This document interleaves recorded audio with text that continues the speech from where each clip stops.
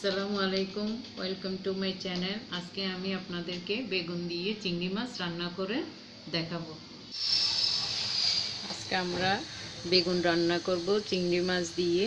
বেগুন নিয়েছি এখানে আমি কেটে ধুয়ে পরিষ্কার করে পানিতে ভিজিয়ে রেখেছি।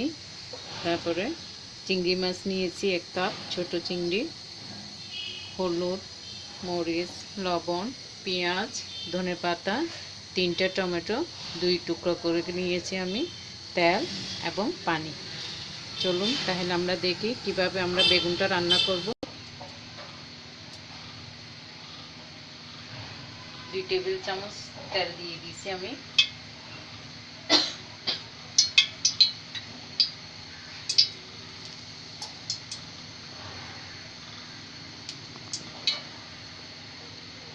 একটা পেঁয়াজ দিয়ে দিচ্ছি।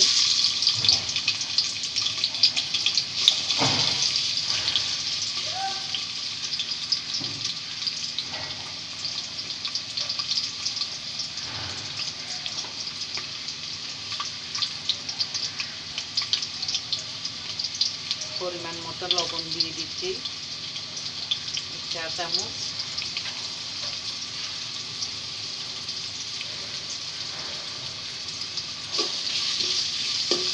পেঁয়াজটা নরম হয়ে আসলে আমরা বাকি সব উপকরণগুলো একটা একটা সব দিয়ে দিই। আপনারা এই বেগুনটা যে কোনো শুটকি দিয়েও রান্না করতে পারবেন। আমি আজকে রান্না করব চিংড়ি মাছ দিয়ে। এই চিংড়ি মাছটায় এখন একদম শীতের যে সবজিগুলো এই চিংড়ি মাছটা দিয়ে রান্না করলে খুব মজা হয়। এটা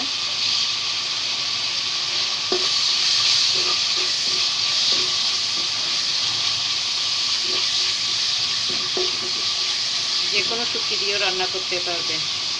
এই প্রসেসে যে কোনো শুটকি বাসায় থাকলে সেটা দিয়ে রান্না করতে পারবেন। শুধু যে চিংড়ি মাছ দিয়ে রান্না করতে হবে এমন কোনো ইয়ে না। আপনাদের যা এই ধরনের শুটকি থাকে বাসায় সেটা দিয়ে রান্না করতে পারবেন।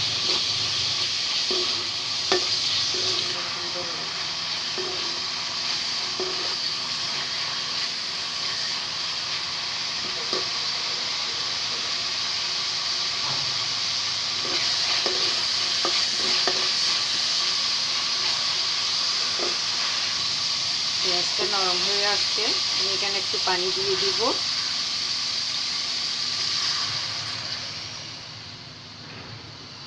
এখন বাকি সব উপকরণগুলো আমি একটা একটা দিয়ে দিব। এখানে 1 চা চামচ আমি হলুদ আছে, এখানে 1 টেবিল চামচ। আমার এই মরিচটা খুব মিষ্টি, ঝাল নেই, ঝাল কম, সেই জন্য আমি 1 টেবিল চামচ ভর্তি এখানে মরিচ নিয়েছি। আপনারা আপনাদের মরিচের ঝাল অনুযায়ী দিবেন।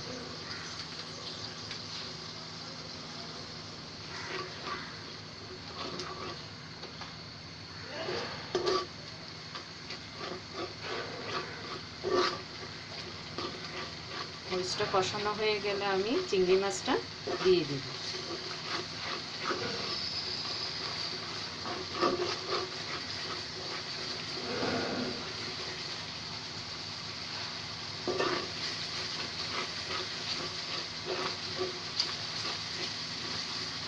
এই বেগুনটা আপনার কালো ভুনার সাথে খুব খেতে ভালো লাগে। গরুর মাংস কালো ভুনার সাথে খুব স্বাদ। গরম গরম সাদা ভাতের সাথেও ভালো লাগে।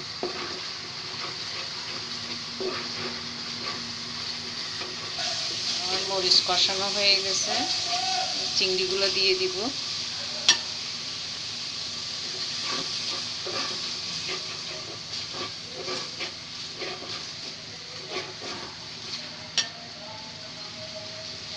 বেগুনগুলো আমি দিয়ে দিব। এখানে 3টা বেগুন আছে।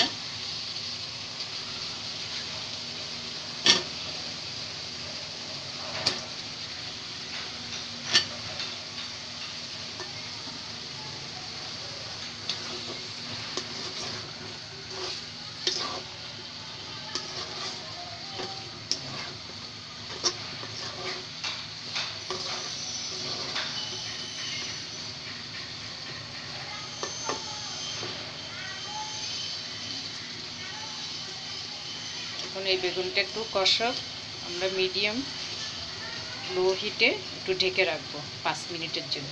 5 মিনিট পর আমরা ফিরে আসবো। 5 মিনিট পর আমরা ফিরে আসলাম। দেখি আমাদের বেগুনের কি অবস্থা।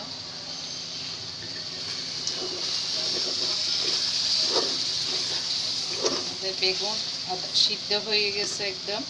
আমরা একটু পানি দিব, তারপরে টমেটোটা দিয়ে দিব।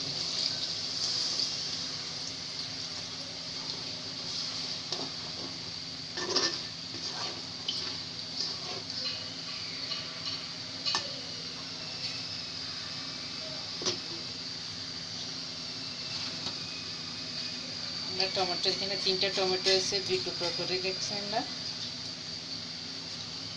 টমেটোটা হয়ে আসলে আমরা ধনেপাতা দিয়ে সার্ভ করব।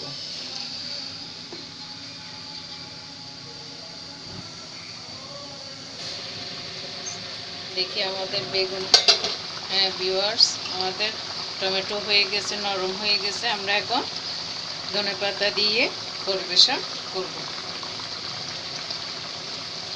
আপনারা অবশ্যই ট্রাই করে দেখবেন।